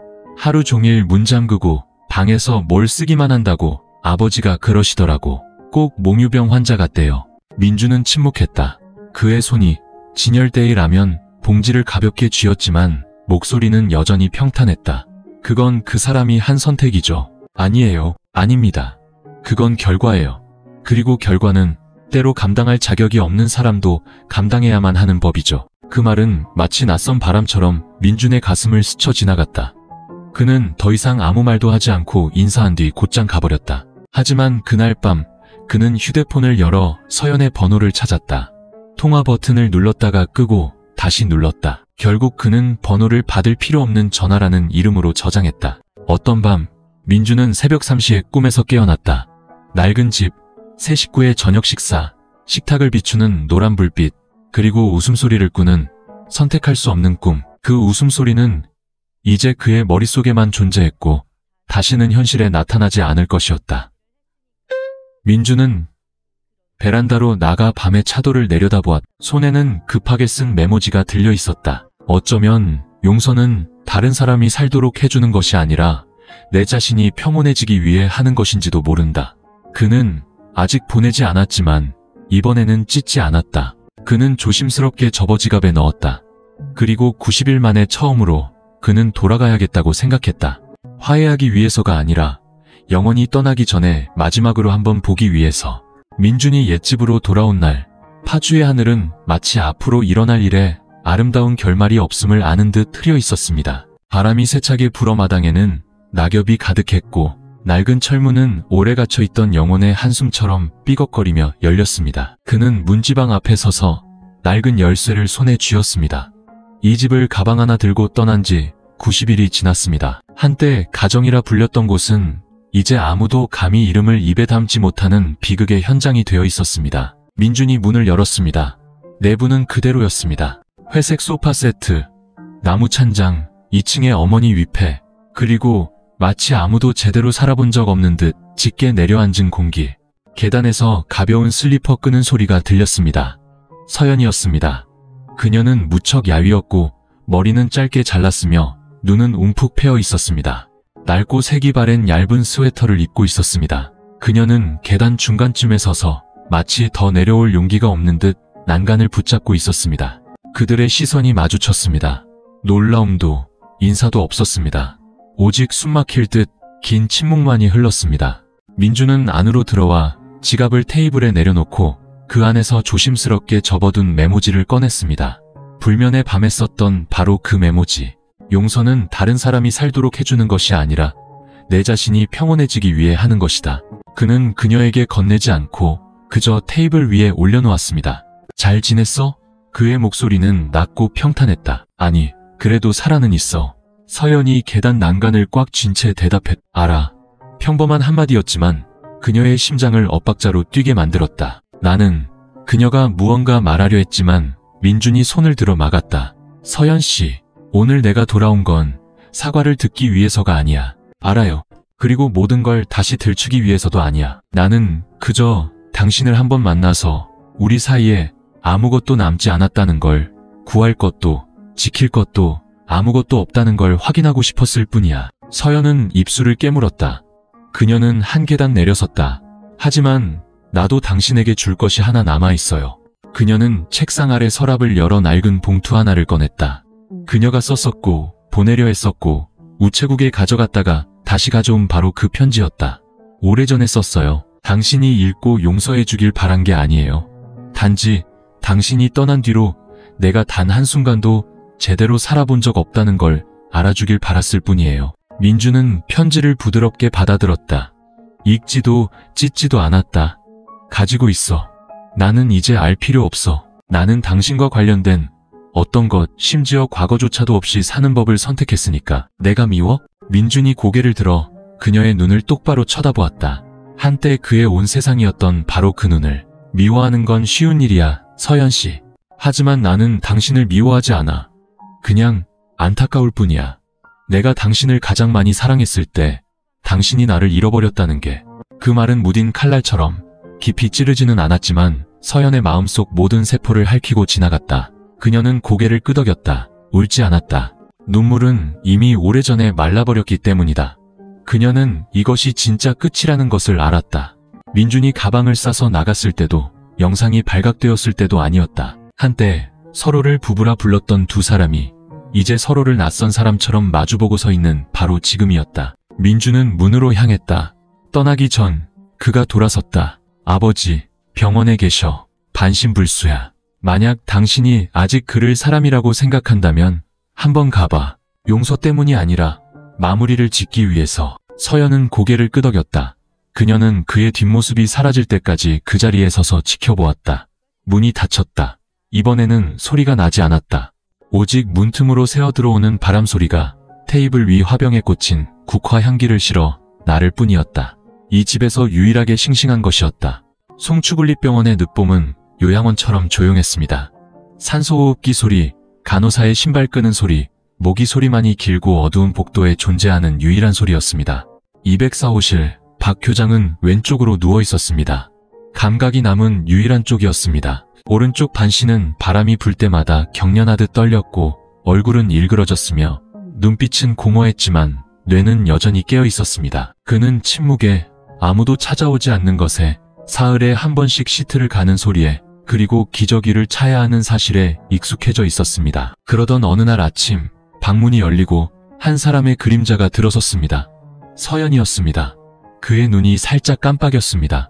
눈물도 기쁨도 아니었습니다. 그저 자신이 깨어있다는 것을 확인하려는 듯한 기계적인 움직임이었습니다. 서연은 천천히 걸어가 과일 바구니를 테이블에 놓았습니다. 그 옆에는 죽과 보온병이 있었습니다. 아무 말 없이 그녀는 물을 따르고 죽 뚜껑을 열어 숟가락을 든 뒤 침대 옆 플라스틱 의자에 앉았습니다. 오늘 춥네요. 따뜻한 게 필요하실 것 같아서요. 그녀는 그를 아버님이라 부르지 않았습니다. 그쪽이나 어르신이라는 호칭도 쓰지 않았습니다. 적절하게 거리를 둔 단어 선택이었습니다. 박 교장은 익숙한 얼굴에 모든 변화를 읽어내려는 듯 그녀를 쳐다보았습니다. 하지만 그가 본 것은 한때 그를 갈망하게 했던 아름다움이 아니라 내면이 무너져 내린 한 여자였습니다. 배고프세요? 아무도 대답하지 않았습니다. 오직 심박 측정기 소리만이 규칙적으로 울렸습니다. 그는 움직일 수 있는 왼손을 들어 침대 난간을 가볍게 두드렸습니다. 한 번, 그렇다는 신호였습니다. 서연은 죽 한 숟가락을 떠서 가볍게 분 뒤 그의 입으로 가져갔습니다. 처음에는 그가 피했습니다. 두 번째에는 받아먹었습니다. 그렇게 한 숟가락, 또 한 숟가락. 그녀가 죽을 떠먹일 때마다 그는 말없는 질문을 담은 눈빛으로 그녀를 쳐다보았습니다. 마침내 그녀가 숟가락을 내려놓고 고개를 들었습니다. 왜 왔냐고 물어보고 싶으시죠? 그의 얼굴이 살짝 비뚤어졌지만 분명하게 끄덕여졌습니다. 와야만 했으니까 왔어요. 정 때문에도 의리 때문에도 아니에요. 저 역시 당신과 함께 이 지옥을 만든 사람이니까요. 바람이 창문으로 불어와 피부에 스며들었습니다. 저는 한때 당신이 제가 여자라는 걸 처음으로 느끼게 해준 사람이라고 생각했어요. 하지만 지금 이렇게 누워 계신 모습을 보니, 제대로 서지도 말하지도 못하는 모습을 보니 깨달았어요. 제가 사랑이라고 착각했던 그것은 실은 너무나 외로웠던 두 사람의 빈 구멍에 불과했다는 걸요. 박 교장은 눈을 감았다. 눈물은 흐르지 않았지만 한쪽 눈가가 가볍게 떨렸다. 저는 당신을 원망하지도 제 자신을 용서하지도 않아요.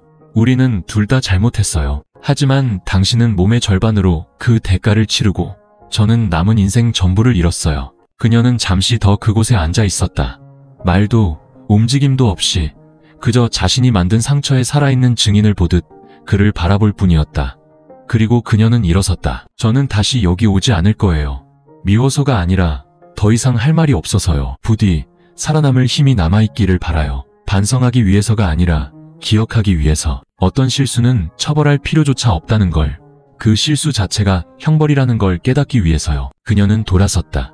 고무 슬리퍼 소리가 한 걸음 한 걸음 느리고 무겁고 단호하게 울렸다. 박 교장은 왼손을 들어 마치 그녀를 붙잡으려는 듯했지만 이내 그의 손은 힘없이 떨어졌다. 그는 방금 떠나간 그 여자가 더 이상 며느리도 정부도 아니라는 것을 알았기 때문이다. 그녀는 누구도 열 수 없는 죄악의 상자 속에 자신의 남은 인생을 가둬버린 사람이었다. 문이 닫혔다.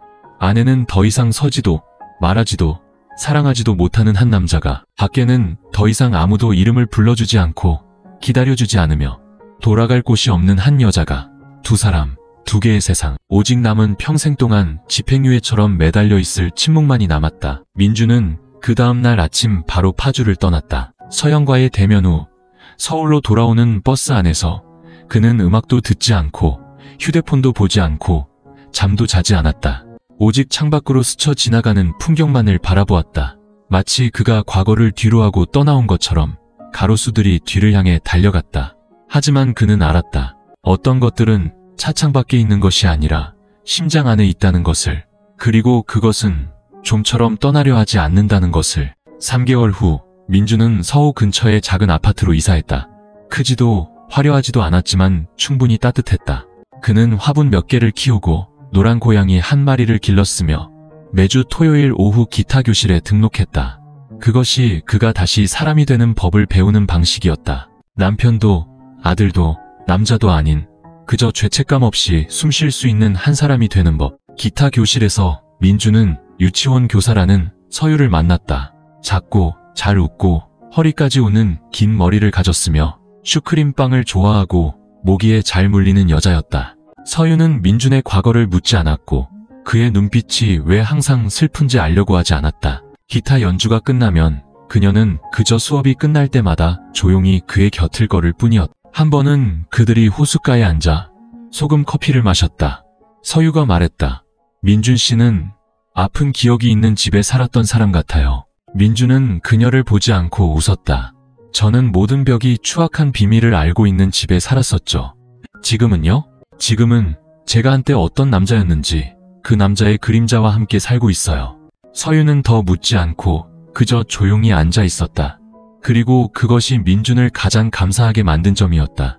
딱지가 앉아가는 상처를 건드리지 않을 만큼 섬세한 사람은 많지 않았기 때문이다. 어느 날 서유는 민준을 자기 집에 저녁 식사에 초대했다. 소박한 식사, 따뜻한 웃음소리. 서유의 어머니는 마치 그가 이미 가족의 일원이라도 되는 듯 살갑게 대해주었다. 집으로 돌아갈 때 서유가 그의 손을 가볍게 잡았다. 제가 잊으라고 강요하는 거 아니에요. 그냥 언젠가 한 번쯤 민준 씨 과거에 밀려나는 대신 현재에 제가 서 있을 수 있게 해줬으면 좋겠어요. 민준은 멈춰서서 대답하지 않고 그저 자신의 손을, 그 작은 손이 붙잡고 있는 곳을 내려다보았다. 그리고 천천히 손을 뺐다. 서유 씨는 좋은 사람이에요. 하지만 제가 다시 누군가를 사랑할 능력이 남아있는지 모르겠어요. 그날 밤 민주는 혼자 누워있었다. 창밖에는 보름달이 떠있고 고양이가 나지막이 울었다. 그는 서연이 쓴 편지를 다시 꺼냈다. 지난번에는 읽지 않았던 그 편지를 오늘 밤에는 한 줄 한 줄 또렷하게 빠짐없이 읽었다. 다 읽고 나서 그는 편지를 접어 책상에 내려놓았다. 눈물은 흘리지 않았지만 길게 한숨을 내쉬었다. 그 편지는 한때 그녀의 남편이었던 사람에게 쓴 것이었지만 그 사람은 더 이상 자신이 아니었다. 민주는 기타를 들고 낡은 곡을 연주했다. 1주년 결혼기념일에 연주하려고 했던 바로 그 곡이었다. 절반쯤 연주했을 때 기타 줄이 끊어졌다. 고양이가 놀랐다. 그 역시 놀랐다. 그리고 그는 깨달았다. 한번 끊어진 것은 다시 이을 수 있지만 결코 예전처럼 온전하게 연주할 수는 없다는 것을. 다음날 아침 그는 서유에게 문자를 보냈다. 나타나줘서 고마워요. 하지만 나는 당신이 필요로 하는 사람이 될 수 없어요. 당신이 부족해서가 아니라 내가 아직 온전하지 못해서요. 아무도 답장하지 않았다. 메시지는 읽은 표시가 떴지만 답장을 기다리는 세 개의 점은 더 이상 나타나지 않았다. 민주는 베란다로 나가 도시를 내려다보았다. 차들은 여전히 붐볐고 사람들은 여전히 바빴다.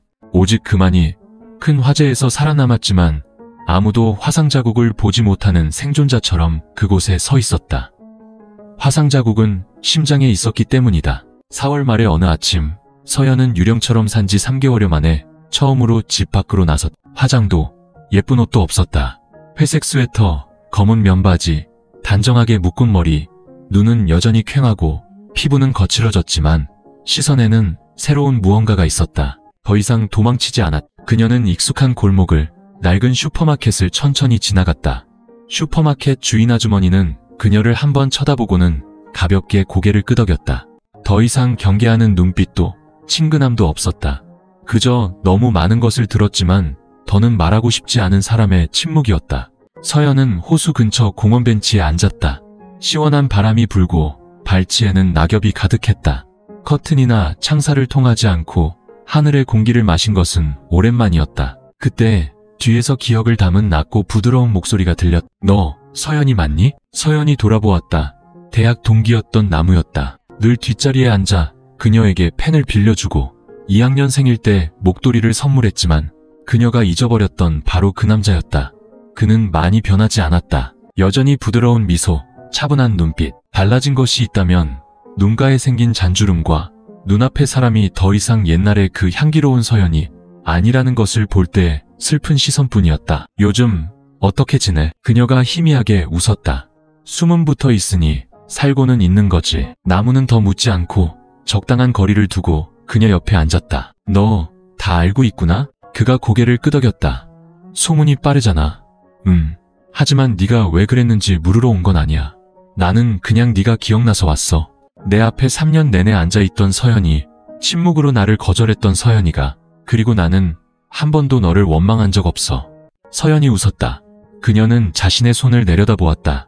한때 민준을 붙잡고 박 교장을 끌어안고 떨리는 손으로 편지를 썼던 바로 그 손을. 나 같은 사람은 기억하면 안 돼. 사람은 실수할 수 있어. 나무가 대답했다. 중요한 건 그 후에 그 실수를 안고 어떻게 사느냐 하는 거지. 두 사람은 침묵했다. 바람이 불어 목련 향기와 호수 물비린내가 섞여 희미하게 풍겼다.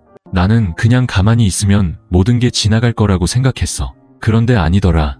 앞으로 나아가지 않으면 과거는 그냥 거기 서서 길을 막고 있더라고. 서연이 먼 곳을 바라보며 말했다. 나무는 주머니에서 작은 수첩을 꺼냈다. 나 상처 입은 여성들을 위한 생활기술센터에서 일해. 그림 그리기, 도예, 꽃꽂이 같은 거 가르치는 곳이야. 한번 와볼래? 서연은 그를 보았다. 그녀의 눈빛에 낯설면서도 익숙한 무언가가 반짝였다. 마치 오래 먼지가 쌓인 유리창에 물방울 하나가 떨어진 것처럼 나 같은 사람이 다시 무언가를 배울 자격이 있을지 모르겠어. 나무는 희망을 건네듯 부드럽게 그녀의 손에 수첩을 쥐어주었다. 그럼 그냥 한번 와봐. 자격이 있어서가 아니라 네가 아직 살아있으니까. 그들은 일어섰다. 손을 잡지도 약속을 하지도 않았다. 오직 말없는 동행만이 말없는 치유처럼 함께했다. 골목으로 꺾어지기 전 나무가 돌아섰다. 서연아. 만약 언젠가 네 자신을 용서할 수 있게 되면 그때는 앞으로 나아가. 때로 사람에게 필요한 건 처벌이 아니라 다시는 반복하지 않을 기회니까. 서연은 손에 작은 수첩을 들고 집으로 돌아왔다. 그녀는 그것을 한 번도 붙이지 못한 민준에게 보낸 편지 옆에 나란히 놓았다. 과거와 미래가 눈앞에 나란히 놓여 있었다. 그리고 그녀는 한숨을 내쉬었다. 몇 달 만에 처음으로 서연은 창문을 활짝 열어 햇살이 방 안 가득 들어오게 했다. 월요일 아침, 서연은 나무의 초대에 따라 생활기술센터를 찾아갔다. 하얀 회벽의 작은 건물, 담장을 가득 덮은 붉은 부겐빌레아 덩굴. 문 위에는 손으로 새긴 나무 간판이 걸려 있었다. 여성은 얼마나 부서졌든 다시 시작할 수 있습니다. 그녀는 그 간판 앞에 서서 한참을 움직이지 못했다. 마음속에 파문이 일었다. 감동인지 부끄러움인지 알 수 없었다. 안으로 들어서자 흙 굽는 냄새, 유화 물감 냄새, 그리고 허브차 향기가 어우러져 건강한 냄새를 만들어냈다. 완벽하게 깨끗하지는 않았지만 이곳 사람들처럼 편안한 냄새였다. 첫 수업은 도예였다. 40이 넘은 키가 작고 팔뚝에 긴 화상 흉터가 있는 비 선생님이 말했다. 느리고 한 글자 한 글자 마치 속삭이듯. 흙은 누가 자기를 만지는지, 그 사람이 과거에 무슨 짓을 했는지 몰라요. 그저 그 사람이 진심이기만 하면 돼요. 서연은 이혼 후 마약 중독을 극복해야 했던 지연이라는 여자 옆에 앉았다. 건너편에는 낙태를 3번 하고 10년간 죄책감 속에 살았던 선주 언니가 있었다. 아무도 서로의 과거를 묻지 않았다. 하지만 서로를 보는 눈빛은 동정이 아니라 공감이었다. 서연은 첫 흙덩이를 잡았다. 손이 떨렸다.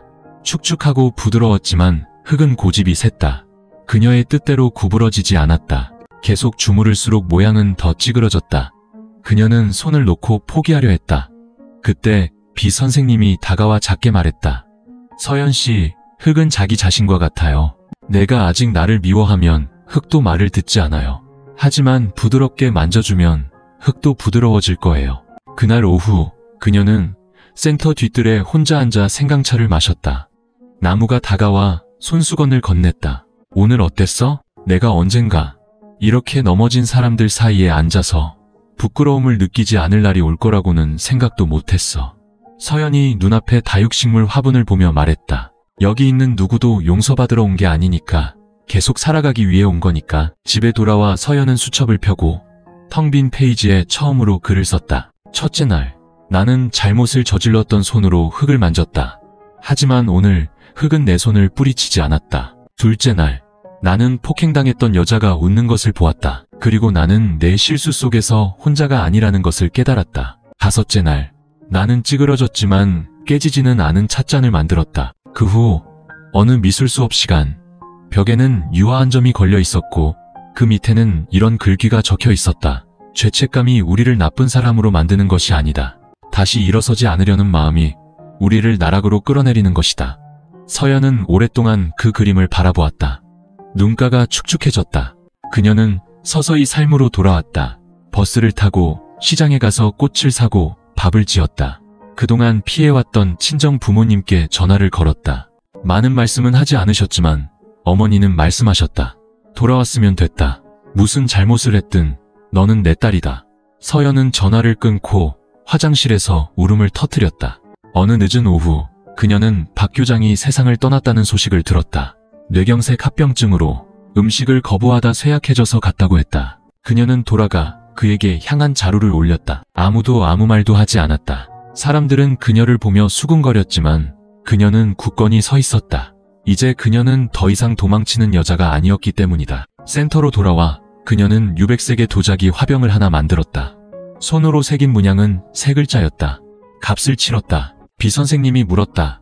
그걸로 뭘 할 거예요? 그녀가 대답했다. 침대 옆에 둘 거예요.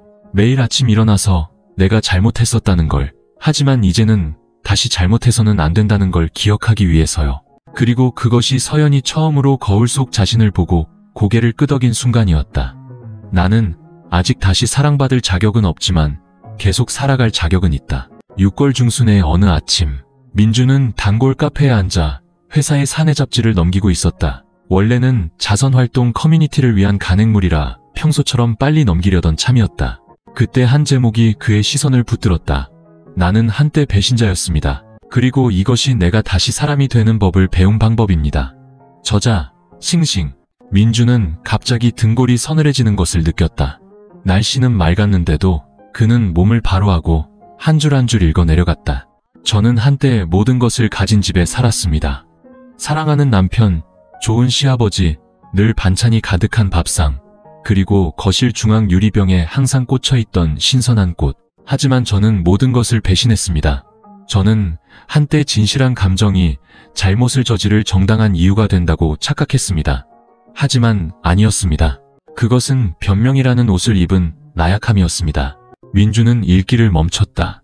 커피는 식어갔고 그의 손은 살짝 떨렸다. 그는 계속 읽었다. 그 남편에게 저는 더 나은 삶을 빚졌습니다. 하지만 저는 더 이상 사랑으로 그 빚을 갚을 수 없습니다. 그 사랑이라는 것은 제 자신이 비틀거릴 때 이미 떨어뜨려 잃어버렸기 때문입니다. 이제 저는 누군가에게 용서받기 위해 살지 않습니다. 매일 아침 거울을 보며 제 이름을 부를 때 치욕을 느끼지 않기 위해 살아갑니다. 글은 세부 사항을 말하지 않았고 아무도 실명이 거론되지 않았으며 누구도 변명되지 않았. 하지만 민주는 한 글자 한 글자가 피이고 치욕이며 한때 밑바닥까지 떨어졌던 한 여자의 가장 무거운 자기 고백이라는 것을 이해했다. 그는 글의 마지막 부분까지 읽었다. 저자는 이렇게 썼다. 저는 다시 누군가의 아내가 되기를 바라본 적 없습니다. 하지만 제가 경멸하지 않는 여자가 되기를 바랍니다. 저를 용서하지 않은 모든 분께 감사합니다. 바로 그 침묵이 어떤 실수는 지울 수 없고 오직 가슴에 새기고 다르게 살아갈 수밖에 없다는 것을 알게 해주었기 때문입니다. 민주는 잡지를 덮고 창밖을 멍하니 바라보았다. 서울은 햇살 아래 반짝이고 있었다. 그는 눈물도 웃음도 짓지 않았다. 그저 가슴속에 너무나 오랫동안 지니고 있던 돌멩이 하나를 내려놓은 듯 아주 가볍게 한숨을 내쉬었다. 그날 밤 민주는 짐을 다시 정리했다. 그는 낡은 물건 몇 가지를 상자에 넣었다. 그 안에는 서연이 썼지만 그가 결코 열어보지 않았던 편지도 있었다. 하지만 버리는 대신 그는 그것을 조심스럽게 포장하고 봉한 뒤 라벨을 붙였다. 읽을 필요는 없지만 잊을 필요도 없다. 다른 곳에서 서연은 센터의 새로운 자매들에게 그림 수업을 가르치고 있었다. 그녀는 해바라기 그림을 그리고 있었다. 처음으로 밝은 노란색을 사용했다. 나무가 들어와 그녀에게 편지 한 통을 건넸다. 진솔한 나눔이라는 책 출판 프로그램의 주최 측에서 온 편지였다. 서연은 작가로 초청되었다. 그녀는 고개를 끄덕였지만 말했다. 저는 누구에게 동정받기 위해서가 아니라 한때 잘못을 저질렀던 누군가가 스스로 자신을 지우지 않는 한 누구도 가치 없는 존재는 아니라는 것을 알게 하기 위해 쓸 거예요. 하루를 마치고 그녀는 집에 돌아와 박 교장의 위패에 향을 올렸다. 위패 옆에는 값을 치렀다라고 새겨진 도자기 화병을 놓았다. 아무도 그녀가 용서받았다고 말하지 않았지만 집안의 공기는 평온해졌다. 도시의 다른 한편에서 민주는 일기장에 이렇게 썼다. 나는 배신당했었다. 나는 누군가가 대가를 치르기를 바랐다. 하지만 알고 보니 놓아주는 것은 내가 착해서가 아니라 내가 지쳤기 때문이었다. 그리고 나는 더 이상 누구도 내 심장의 소매자락에 매달고 살고 싶지 않았기 때문이었다. 이야기는 거기서 끝납니다. 아무도 서로에게 돌아가지 않았고 다시 사랑하지도 않았으며 어떤 기적도 일어나지 않았습니다. 하지만 민주는 더 이상 원망하지 않는 남자로 계속 살아갔습니다.